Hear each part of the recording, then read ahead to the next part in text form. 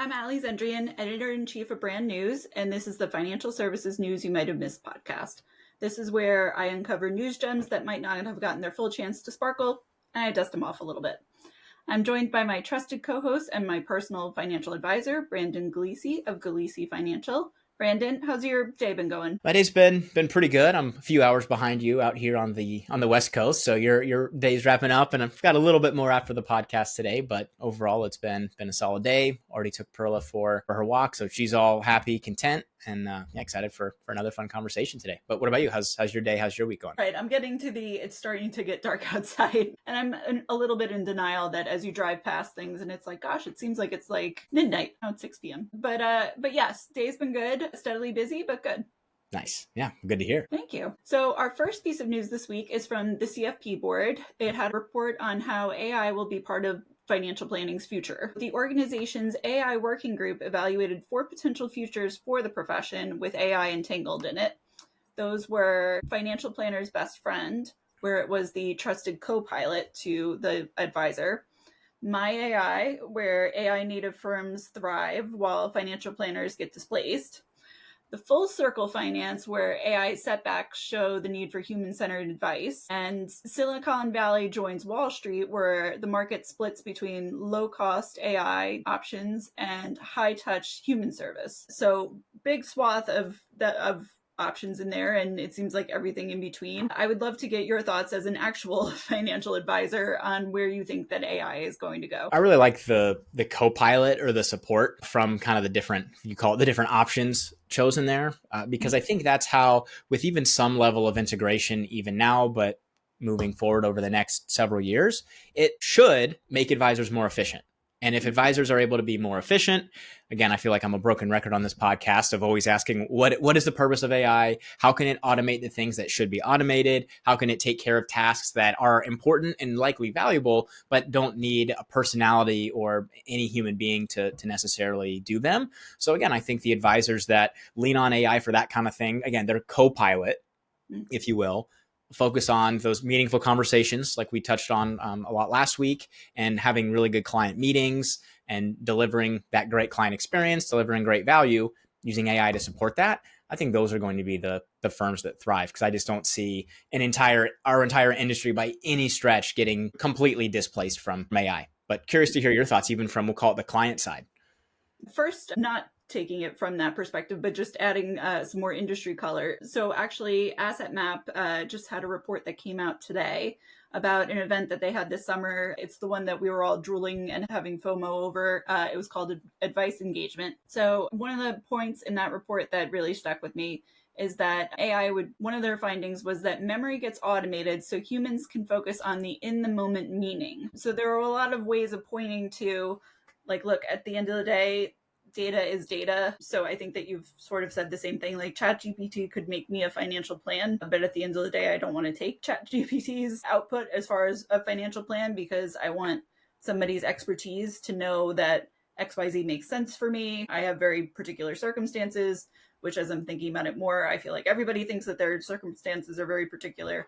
So from the client perspective of things, I do agree that I think AI is going to help with efficiency and with doing those things that obviously you have to do, but I arguably don't care about because I don't see them. But it will help you then to be more present in those meetings, so that when we have those back and forths, it's really, gosh, I know that he heard me because he really gave me this great answer, and I'm so glad that he did it. Yeah, I think you're pulling on I would almost call it the context piece, where, again, I would agree that people's situations truly are unique. Now, there's likely a framework where people fall into a certain space, and there could be different alternatives. But my thing is, even if you could get AI programmed really well, and it even asked you some of these questions to increase the context, well, now I think we're back to what I'm a strong believer in: the higher the stakes become. So we'll just take, an example. Someone's got $1 million preparing for retirement, we'll just call it a typical traditional financial planning client. Even if the advice is the exact same from ChatGPT, here's how you would withdraw, here's how much you can take each year, or they hire a human being to tell them the same thing, in that case, the stakes are a bit higher. You kind of only get one shot at retirement. Yeah, right. Probably going to pay up to make sure they don't avoid a massive mistake. Now, for someone that's trying to say, should I contribute to a Roth IRA this year? Say they're just out of school. and they can go back and forth.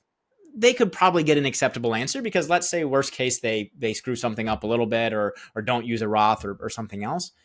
The stakes weren't that high. So they used it, probably still going to be decent enough, but the stakes aren't large. But again, I think as they do get bigger, or again, same thing with medical. If you have a minor cold, maybe you go to ChatGPT first. But if it persists, you're like, all right, fine, I will go to a doctor. I'll do a telehealth. I'll do something. But if it's a severe diagnosis, no way you're just using ChatGPT. Like you're going to specialists, maybe multiple specialists in those cases. So again, problem gets bigger, value gets larger. I think human beings are going to be involved. Yeah. You know what? I like that metaphor too, because you're right. It's almost like an inconvenience standpoint.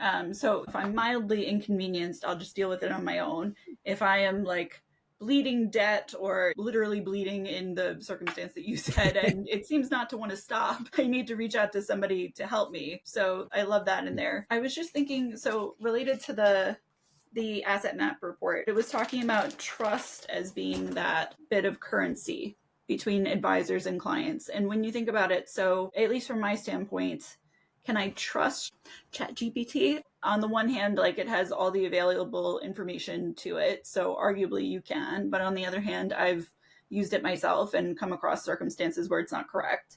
I'm worried about it from that standpoint. I'm worried about it because it's not personalized, like you were saying. So I feel like that trust, like I am not going to trust something like this to just anything. I'm going to trust it in a person that I believe in and who has proven themselves over and over again to be correct, or at the very least thoughtful. Right. Yeah.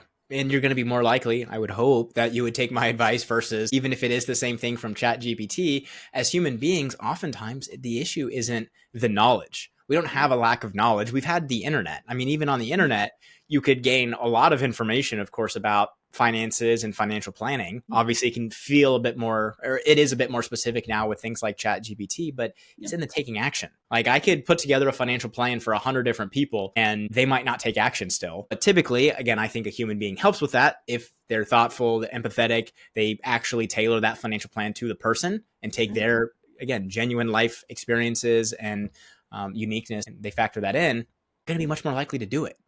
Yep. Because there's context. There's a reason why, Mr. and Mrs. Client, you told me this is important. That's why I'm recommending this. Oh, okay, that makes sense. Much more likely to then commit versus AI says the exact same thing. Is that right?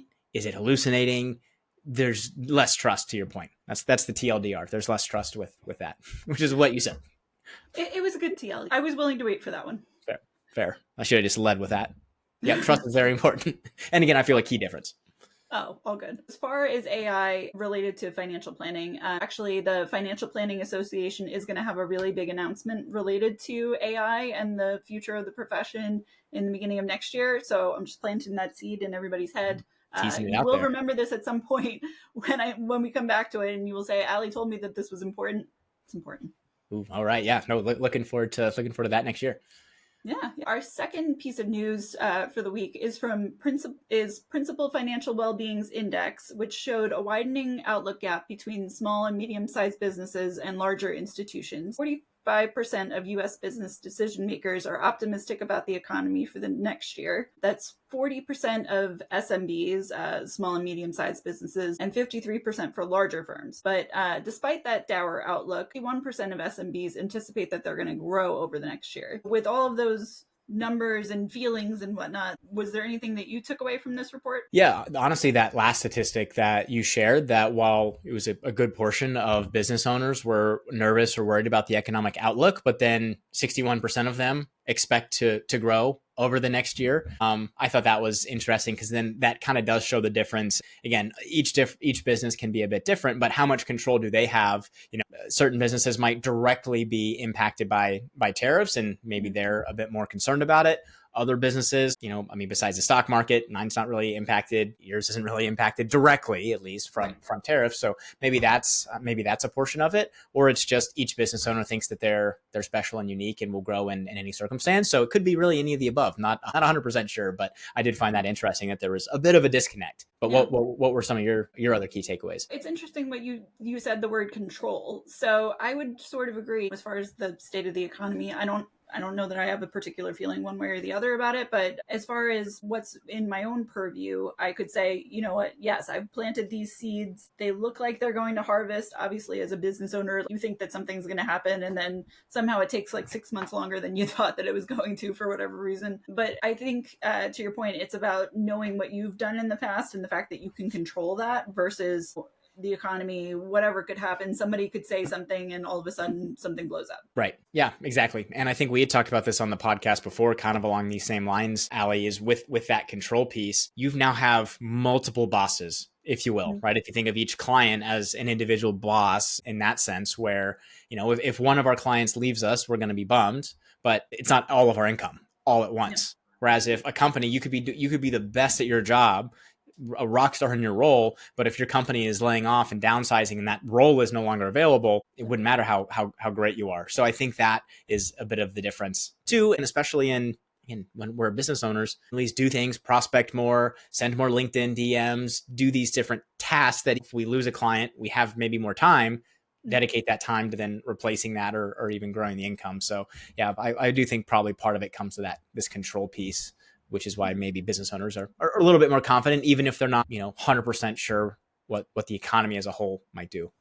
Yeah.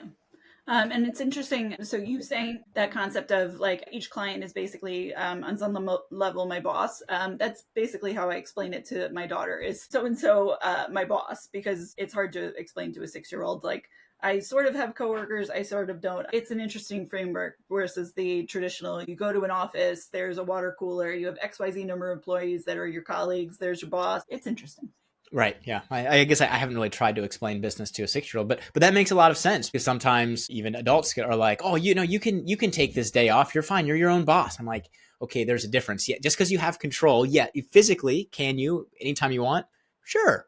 But how are you going to be able to get your work done? Are you going to be able to continue to grow the business and get the things done for the clients who are paying us? So it's that difference. But yeah, I like that explanation. Thank you. Our next piece of news is Vitable Health's Small Business Index, which showed that 40% of small business employees skipped or postponed needed care this year, 23% of which did that multiple times. Among the people who are skipping care, 62% said that it was because of high deductibles or unpredictable bills. Also, 70% of employees say their healthcare coverage determines whether they'll stay in a job, with 45% choosing better healthcare coverage over a 50 cent an hour raise. So when I first saw this, and probably because of the nature of the business that we're in, when I was like 50 cents an hour or healthcare, 50 cents, like what is that really going to do? But yeah, I could understand that in other circumstances that's very meaningful. It's interesting to have to make that decision. What did you think of this one? I thought that was an interesting stat too, but honestly not surprising to your point because half a cent raise is more or less $1,000 a year on a full-time basis. So likely better healthcare is probably worth way more than the $1,000 from a sheer just mathematical perspective.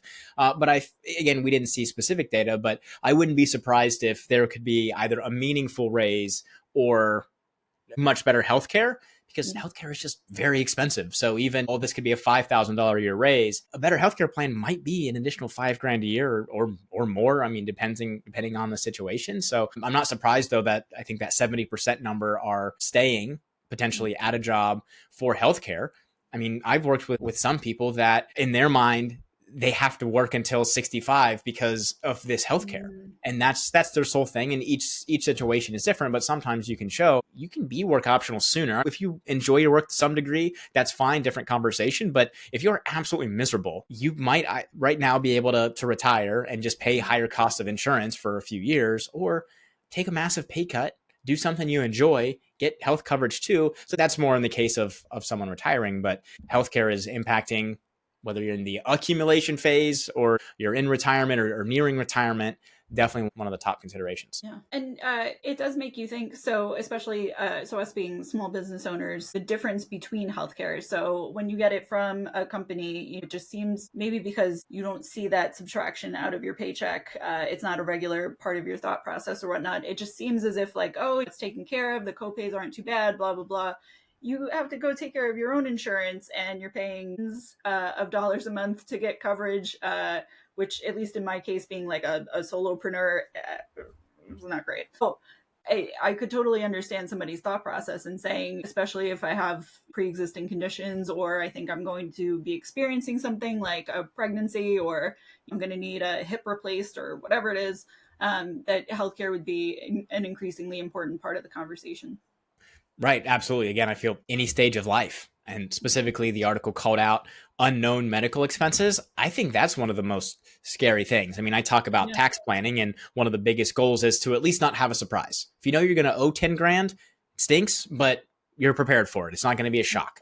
But if you're expecting to break even and now you owe 10 grand, same math, but you're way more upset because of that surprise. And I think the same thing is true with when it comes to healthcare. Again, and if you have that employer plan that you have had for years and you know that consistency, if I go get a checkup, it's X for this copay, things probably feel a bit more stable. But right, if you don't know what things are going to cost, that's going to be a reason that people do hold on a little bit longer, maybe go to ChatGPT and figure out what to do with their cold or flu-like symptoms that they could do on their own and tough it out unless it gets bad enough. Because if you don't know what something's going to pay, it's like it could be anywhere from $50 to $2,000.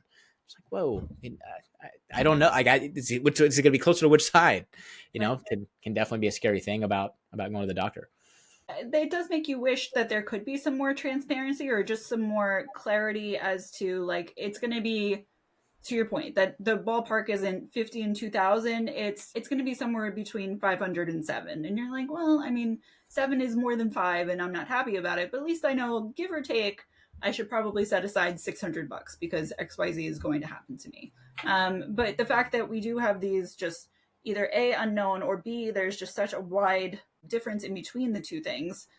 How can you possibly prepare for that? Should I have all of my money under my mattress because eventually I'm gonna need it for an unknown health consideration? That doesn't work either. Right. I mean, I think, again, it just comes back to that transparency. Just give me something like the range that you said would be more than sufficient. But again, almost no one knows. It's like we have maybe full price, but then even I've heard of some folks that have been on more of a medical share type program or a group health plan that's not considered health insurance. It's a little bit different, that they're considered more cash pay. And I've heard that they'll go in and they'll get this price, a quote for an MRI or something like that. And they'll get a price and they're like, oh no, we're paying cash. And they genuinely are. They don't have separate insurance. And like, oh, in that case, and it's sometimes 50% off, 75% off that price, which is actually one reason why potentially each situation is different. A health share might work for a very certain type of person because the out-of-pocket costs could end up being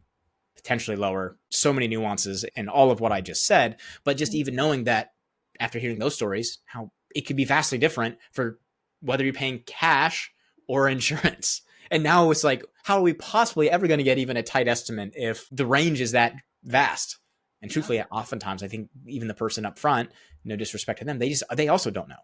Yeah. It's not like they know and are withholding information necessarily. No one knows. We'll let you know once insurance says we approved or denied this. You're right. I mean, you want a XYZ person, receptionist, whoever. It does seem like it just goes in the insurance black box. Some gobbledygook comes out and you're just sort of stuck with it. That's the great way to put it. Black box with some gobbledygook. I think that's the technical jargon for what the state of our health insurance currently. Yeah. Should I like trademark that or something? I like it. Cool. Black box, gobbledygook, health insurance. Here's what you owe. Yes. Well, and I could probably explain it to my daughters, although I don't think that she entirely understands what a black box is, but could imagine black in a box. Fair. Yeah. I feel maybe one extra step in that example to maybe explain what that means, but I'd say you're good. Thank you. Our last piece of news this week, so as I was reading this, felt like it was pretty futuristic, although apparently the future is now. This press release caught my eye because of the headline, GNOT launches exclusive pre-sale, world's first finger vein wallet. So the concept of a finger vein wallet just boggled my mind. But then you couldn't see it. I know, right? And in my case, I'm pretty see-through like that. But so to be clear, it's a crypto wallet, and the tech uses finger vein biometrics. It uses near-infrared light to penetrate the skin and illuminate the finger, where a camera looks at the absorption patterns of deoxygenated hemoglobin in the veins, because we each apparently have a unique vascular map. So even having been in healthcare PR, that felt like a lot of gobbledygook, which is apparently my word of the week. Now that we've gotten to this point of it's not even your fingerprint, because apparently somebody can hack you that way, but it's the blood running through your finger. It makes you feel like this is why we can't have nice things.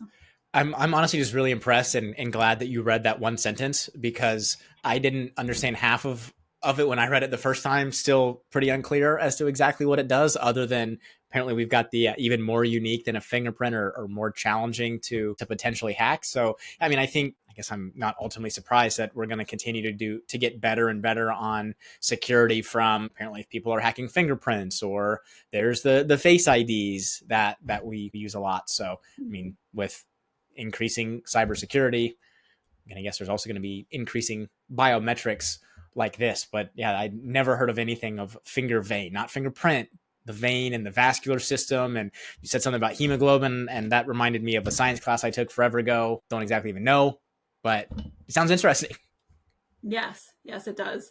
Although, so since we're mentioning the blood running through your veins and your hemoglobin in there, it does make you wonder then, so God forbid that you're having like a health issue. Does that mean that now you don't even track as yourself because my blood flow is not exactly correct? Right. Like, what if you've been outside watching a football game in New York in the wintertime? You got gloves on, but your fingers are freezing cold. Probably not a ton of blood in the fingers. Does it work then? That was one thought that I did have. That's super realistic, that you could just legitimately be cold. Would it open? Now, granted, I don't know what situation you'd be in where you need your crypto wallet on you, because at this point, still your biggest risk would be losing the thing, would be my understanding. Yeah. Like physically losing the actual biometric device where your crypto is stored in some fashion, or getting it stolen. I mean, your crypto in the wallet is going to be secure, but if you don't know where your wallet is, maybe there might be ways to get it, I guess, but I'm not 100% sure.